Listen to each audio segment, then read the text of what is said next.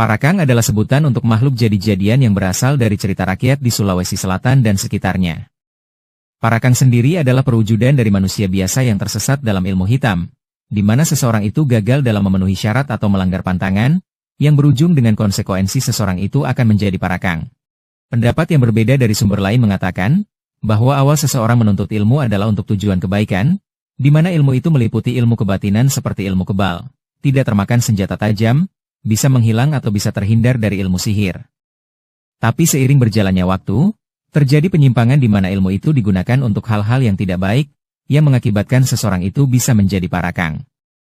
Konon kabarnya sifat parakang itu sendiri yakni suka menghisap darah korbannya, di mana korbannya itu biasanya adalah orang yang sedang sakit, anak bayi dan juga ibu hamil.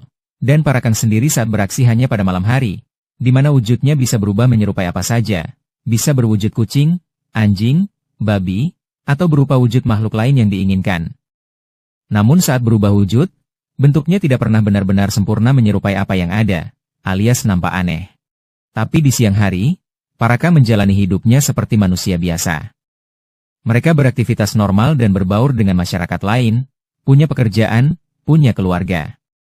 Hanya saja ada beberapa pendapat masyarakat yang konon kabarnya pernah bertemu, kalau parakang ini cenderung memiliki mata yang merah, dan menghindari untuk bertatapan langsung dengan orang-orang.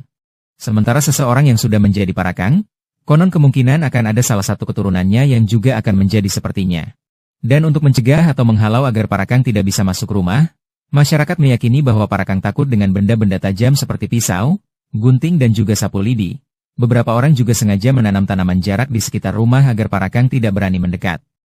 Dan untuk mengalahkan parakang, cukup memukul sekali saja, tidak lebih dan itu sudah membuatnya lemah.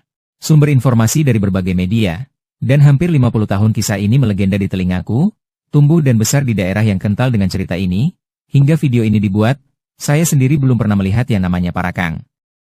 Terkait ini hanyalah cerita mitos atau sesuatu yang diyakini, itu kembali ke diri masing-masing. Yang terpenting, ingat, jangan tinggalkan sholat 5 waktu.